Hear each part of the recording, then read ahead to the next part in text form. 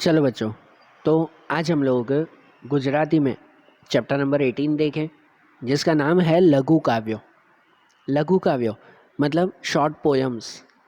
यहाँ पर इस पोएम में आपको 3 अलग अलग पोएम्स दी गई है। पोएम के अलग अलग टाइप्स दिए गए हैं, दोहा, मुक्तक और हाइकू। पोएम के 3 अलग अलग टाइप्स हैं, दोहा, मुक्तक, हाइकू। जिसमें सबसे पहले हम लोग दोहा के बारे में समझे। दोहा हिंदी में भी आते हैं ना, हिंदी के दोहे। 2 लाइन्स की जो है वो छोटी सी ये पोयम कि जिसमें कोई ना कोई लाइफ मोरल लिखे हुए होते हैं। लाइफ मोरल हमारी ज़िंदगी के लिए कोई बहुत बड़ी सीख दी गई होती है, वैसे इसमें दिया गया होता है। तो इसमें भी आपके 2 दोहे दिए गए हैं कि जिसके अंदर बहुत अच्छी मोरल दी गई है। दोनों अलग अलग टॉपिक के ऊपर हैं, लेकिन बहुत अच्छे लाइफ मोरल्स इसमें दिए गए हैं। जिसमें देखो कि सबसे पहले दोहे में दिया गया है, लिखा हुआ है इसमें कि कड़वा होय लीमड़ा पण शीतल एनी छाए, बांधव होय अबोलड़ा तोय पोतानी बाएं। मतलब कहते हैं कि कड़वा होय लीमड़ा, लीमड़ा होता है ना नीम, नीम के पत्ते जो है वो कड़वे होते हैं, बहुत कड़वे होते हैं, पर शीतल एनी छाए, पर उसकी छाँव वो बहुत ही शीतल, बहुत ही ठंडी होती है। कहते हैं ना, भले ही जो है वो खाने में वो कड़वे हो, लेकिन उसकी छाँव बहुत ही ठंडी होती है। सबसे ठंडी छाँव वो जो है वो नीम के पेड़ की होती है। और दूसरा भी हमें पता है कि भाई भले ही जो है वो खाने में कड़वे हैं, लेकिन पता है शरीर को सबसे ज़्यादा फ़ायदा वो ये नीम के पत्ते ही देते हैं।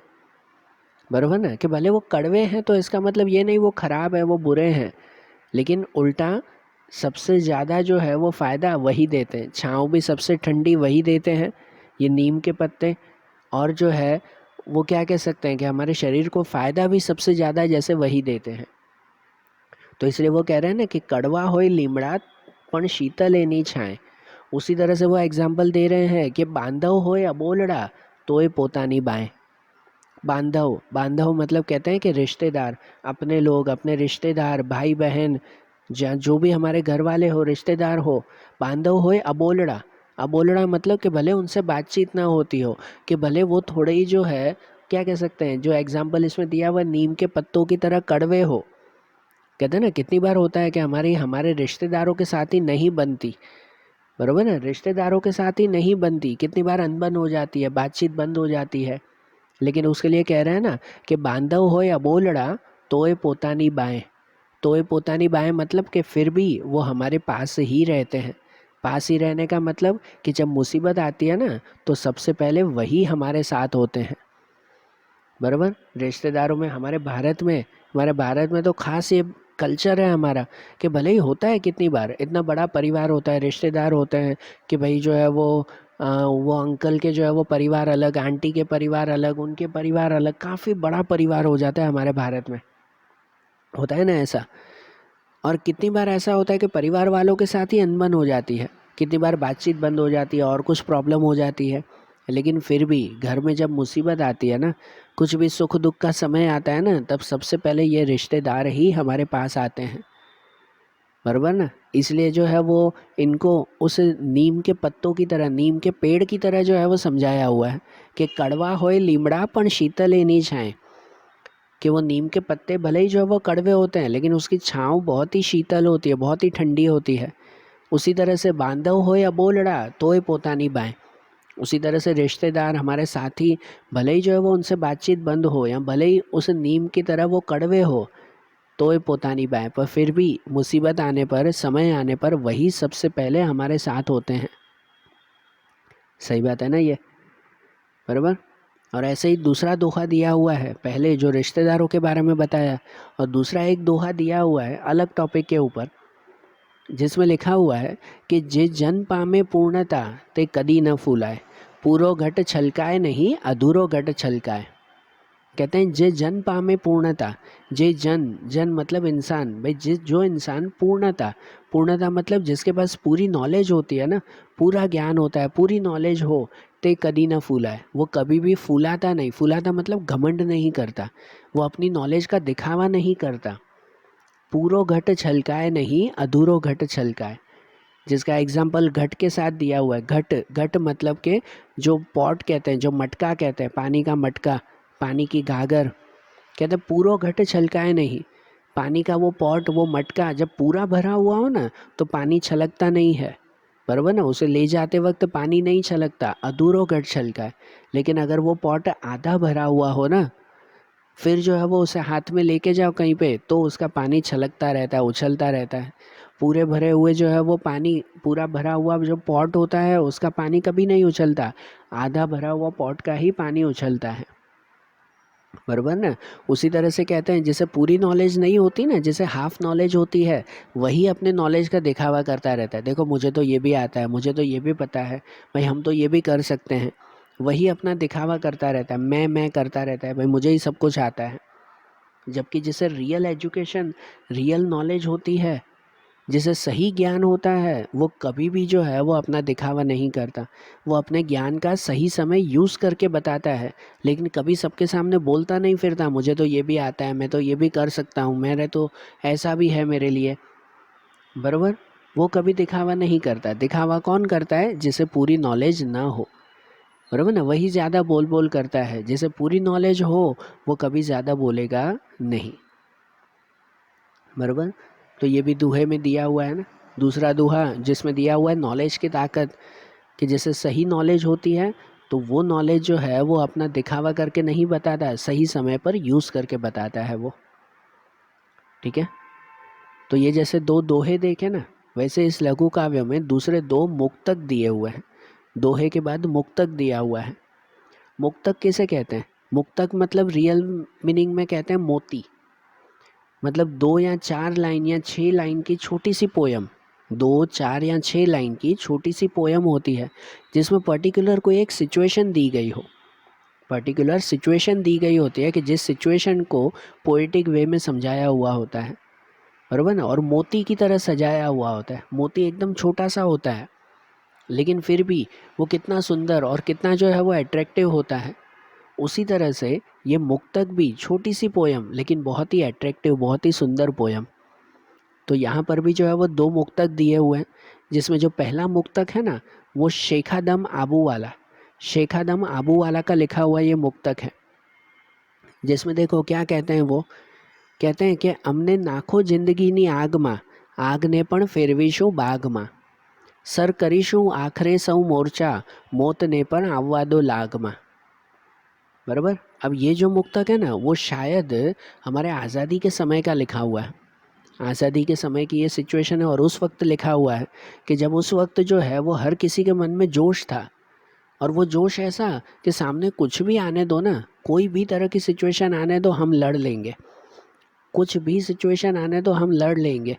जिसमें कहते हैं ना कि हमने नाखो जिंदगी नी आग में, कि भाई ज़िंदगी की आग में भी भले हमें डाल दो, आग ने पण फेरवीशु बाग में, कि उस आग को भी हम बाग में बना देंगे, बराबर ना। कि भाई बाग में कन्वर्ट कर देंगे। मतलब हम तो आग से भी डरने वाले नहीं हैं, हम तो कोई भी मुसीबत हो, कोई भी मुसीबत से डरने वाले नहीं हैं। ये आग तो जस्ट एक एग्जाम्पल है। जो वो कहना चाहते हैं कि एक बार हमें ज़िंदगी में लड़ने तो दो, हम जो है वो किसी से भी डरने वाले नहीं हैं। आग ने पण फेरवीशु बाग में, सर करीशु आखरे सौ मोर्चा, सर करीशु आखरे सौ मोर्चा। सौ मोर्चा, मोर्चा मतलब कि हर तरह की मूवमेंट, भाई जो भी मन में एक बार ठान लिया है ना तेने सर करीशु, सर करीशु मतलब वो करके दिखाएंगे हम लोग। मौत ने पण आववा दो लाग में, मौत ने पण आववा दो लाग में मतलब कि भाई मौत को भी जो है वो सामने आने दो, हम देख लेंगे उसे, बराबर। भाई मौत को भी आने दो सामने, लाग में मतलब कि भाई आने दो, लाइन में सामने आने दो, हम उससे भी लड़ लेंगे, पर जो ठान लिया है वो तो करके दिखाएंगे ही। तो जोश से भरपूर ये पहला मुक्तक था। और दूसरा मुक्तक दिया हुआ है हर्षद त्रिवेदी का लिखा हुआ, छोटी सी ये 6 लाइन का छोटा सा एक पॉइंट, एक सिचुएशन है, जिसमें कहते हैं कि પિંજરાનું બારણું ખોલીને પંખીને કહેવામાં આવ્યું હવે તું મુક્ત છે। પંખીએ બહાર નીકળીને માણસ સામે જોયું અને પાછું પિંજરામાં ભરાઈ ગયું, बराबर। छोटी सी सिचुएशन है, कहानी की तरह ये पोयम दी गई है ये तो, कि પિંજરાનું બારણું ખોલીને પંખીને કહેવામાં આવ્યું કે હવે તું મુક્ત છે। पिंजरे का जो है वो दरवाज़ा खोलकर पंखी को कह दिया कि भाई जाओ तुम आज़ाद हो, भले उड़ जाओ। लेकिन जैसे ही वो पंखी बाहर निकला, पंखीए बाहर નીકળીને માણસ સામે જોયું, जैसे ही वो पिंजरे से बाहर निकला तो देखा सामने तो इंसान खड़े हुए हैं, तो वो फिर से पिंजरे में भर गया, बराबर ना, फिर से खुद ही जो है वो पिंजरे में वो छुप कर बैठ गया, क्योंकि उन पंखियों को भी जो है वो अब एहसास हो चुका है कि भाई ये इंसान जो है वो सच में विश्वास के लायक नहीं है, कि अगर वो बोल रहे हैं कि भाई तुम्हें आज़ादी दी जा रही है तो उसके पीछे भी ज़रूर कोई ना कोई मकसद होगा, ज़रूर कोई ना कोई तरह से जो है वो हमें ही नुकसान पहुंचाएंगे। क्योंकि अब जानवर भी जो है वो समझ चुके हैं कि भाई इंसान वो सबसे बुरे हैं, सच में बुरे हैं, और हमें भी पता ही है ये, हम लोग भी ये जानते ही हैं कि भाई इंसानों का जो है वो कितना नुकसान उन्होंने जो है वो नेचर को पहुंचाया है, वो हम सबको पता है, और नेचर भी जानती है, मतलब कुदरत भी ये जानती है, हर हर पशु पंखी जानते हैं। तो इसलिए पंखी के उदाहरण से ये दिया हुआ है कि वो पंखी जब बाहर निकला ना और उसे कहा कि अब तुम आज़ाद हो, लेकिन बाहर इंसान को देखकर समझ गया कि भाई बाहर मुझे आज़ादी नहीं मिलने वाली है, अगर भाई मैं बाहर जाऊंगा, वो पंखी भी समझ गया कि बाहर जाऊंगा तो कोई ना कोई इंसान मुझे ज़रूर पकड़ लेगा, तो इससे अच्छा मैं पिंजरे में ही सही हूँ। बराबर ना, उससे अच्छा तो मैं पिंजरे में ही अच्छा हूँ, मुझे बाहर नहीं जाना है। तो इसलिए तो पिंजरे से बाहर निकल के जैसे ही उसने इंसान को देखा तो वो फिर से पिंजरे में बैठ गया कि बाहर बैठने का कोई मतलब नहीं है। बराबर। तो ये जैसे दो मुक्तक थे ना, वैसे ये पोयम के दूसरे दो टाइप्स दिए गए हैं जिनका नाम है हाइकू। दूसरे दो टाइप आते हैं हाइकू। हाइकू एक जापानीज पोयम का टाइप है, जापानीज पोयम का टाइप है, और गुजराती में भी इसे जब लिया गया, अप्लाई किया गया, तो गुजराती में कहते हैं सबसे मुश्किल पोयम का टाइप वो हाइकू आता है। हाइकू सिर्फ और सिर्फ जो है वो 17 लेटर्स का एक छोटा सा जो है वो पोयम की लाइन होती है, एक ही लाइन, सिर्फ 17 लेटर्स, वर्ड्स भी नहीं, 17 लेटर, कि जिसमें 3 लाइन में ये लिखा जाता है। पहली लाइन में 5 लेटर्स होते हैं, अब भले ये लिखे हुए हैं ना दो हाइकू, उसे भले रीड कर लेना। पहली लाइन में 5 लेटर्स होंगे, दूसरी लाइन में 7 लेटर्स, और तीसरी लाइन में फिर से 5 लेटर्स। ऐसे छोटा सा ये एक हाइकू लिखा जाता है, कि जिस हाइकू में आप सोचो सिर्फ 17 लेटर्स में, वर्ड्स भी नहीं है, वर्ड्स भी नहीं, कि जैसे लील लिखा हुआ है, लील, तो लील मतलब ली और ल, ये 2 लेटर्स हो गए। बराबर ना, लील ओढ़ी ने, जैसे पहले में लिखा हुआ है ना लील ओढ़ी ने, तो लील ये 2 लेटर्स हो गए, ओढ़ी ने ये 3 लेटर्स हो गए, मतलब पहली लाइन में 5 लेटर्स, ये लेटर्स कहला, पूरे वर्ड्स भी नहीं, सिर्फ 17 लेटर्स में कोई पॉइंट बताना, कोई टॉपिक बताना, ये पोएम का सबसे मुश्किल टाइप कहलाता है, ये हाइकू। कि जहाँ पर ये 2 हाइकू दिए गए हैं, छोटा सा ही ना, 17 लेटर्स ही तो हैं, कि जिसमें मीनिंग समझे क्या दिया हुआ है। पहला हाइकू लिखा हुआ है फिलिप क्लार्क ने, जो कहते हैं कि लील ओढ़ी ने पोड्यू तड़ाओ, जाग्यो पांखीनी चांचे। देखो छोटी सी ये लाइन में पूरे नेचर को डिस्क्राइब कर दिया उन्होंने, बराबर ना, पूरे नेचर को डिस्क्राइब कर दिया। आप कभी जो है वो कोई क्या कह सकते हैं, तालाब होता है ना, कोई भी तालाब, कोई बगीचे में हो या कहीं पर भी, तो उस तालाब को जो है वो देखा है, वो नेचर का ये सीन वो बहुत सुंदर लगता है। अक्सर ऐसा होता है कि जब बारिश का मौसम होता है ना, तो तालाब के आसपास सब है ना लील लील जमा हो जाती है, बराबर, लील वहाँ पर जो है वो जमा हो जाती है, एक तरह से वो नहीं, ग्रीन ग्रीन घास पूरे तालाब के ऊपर आ जाता है। बारिश के मौसम में खास होता है ऐसा, होता है ना ऐसा, कि भाई पूरे तालाब के ऊपर है ना ग्रीन कलर का जैसे घास जमा हो जाता है, उसे लील कहते हैं, बराबर। तो ये डिस्क्राइब कर रहे हैं कि भाई रात के समय पूरे दिन भले ही तालाब में हलचल हो, लेकिन रात के समय वो तालाब एकदम शांत होता है, कोई हलचल नहीं, कोई आसपास कोई जानवर नहीं होता, कुछ भी नहीं, एकदम शांत होता है, और पूरा तालाब, पानी नहीं दिखाई देता, पूरे तालाब के ऊपर क्या दिखाई देता है, लील दिखाई देती है, बराबर, वो घास दिखाई देता है पूरे तालाब के ऊपर। तो ऐसा लगता है कि जैसे तालाब जो है वो उस लील को पहन कर सो गया है, जैसे हम कंबल पहन के सो जाते हैं, वैसे ही जो है वो तालाब उस लील को पहन कर सो गया है। कहते हैं ना लील ओढ़ी ने पोड्यू तड़ाव, लील ओढ़ी ने मतलब उस लील को पहन कर, पोड्यू तड़ाव, पोड्यू मतलब सो गया, वो तालाब जैसे सोया हुआ है। जाग्यो पंखी चांचे, और सुबह उस तालाब को उठाया किसने, तो पंखी की चोंच ने। सुबह कोई जो है वो मस्त पंखी वहाँ तालाब के किनारे आया होगा उस पानी पीने के लिए, और उस पंखी ने जो है वो अपनी चोंच जैसे ही पानी में रखी, तो आपको भी पता है एकदम शांत पानी हो, फिर जरा सा उसमें हलचल हो ना, तो पूरे पानी में एक तरह की लहर बनने लगती है, वमड़ कहते हैं ना उसे, वमड़, जैसे कोई पत्थर फेंकते हैं तो पूरे पानी में लहर बन जाती है। तो वैसे एक छोटा सा पंखी छोटा सा पंखी जो है वो आकर सुबह आकर उस शांत पानी में अपनी चोंच उसने लगाई, तो पूरे पानी में जो है वो लहर बन गई, और लहर बन गई तो ऐसे लगा कि जैसे वो तालाब अपनी नींद से उठ गया। सोचो, छोटा सा जो है वो ये हाइकू सिर्फ 17 लेटर्स का, लेकिन कितना अच्छा जो है वो ये सीन नेचर का इनमें डिस्क्राइब किया हुआ है, बरोबर ना। लील ओढ़ी ने पोड्यो तड़ाव, कि जैसे उस घास को पहनकर वो तालाब सो गया था और सुबह एक सुंदर सा पंखी अपनी चोंच से उसे उठाने आया, बरोबर। फिलिप क्लार्क का लिखा हुआ है ये छोटा सा हाइकू। और फिर दूसरा एक हाइकू दिया हुआ है जो धीरू परीख का लिखा हुआ है, धीरू परीख का लिखा हुआ यह हाइकू, जिसमें कहते हैं कि पर्वत टोचे पहुँच्यो वादड़ स्वयं गयो वेराई, बराबर। अब इसमें भी हम लोग देखें कि पर्वत टोचे पहुँच्यो वादड़ स्वयं गयो वेराई। अब कोई बादल को देखा है आपने रियली? बादल जो है वो जब नीचे होता है ना, जितना नीचे हो ना तो उतना बादल ज़्यादा घना रहता है, मतलब ज़्यादा डेंस रहता है।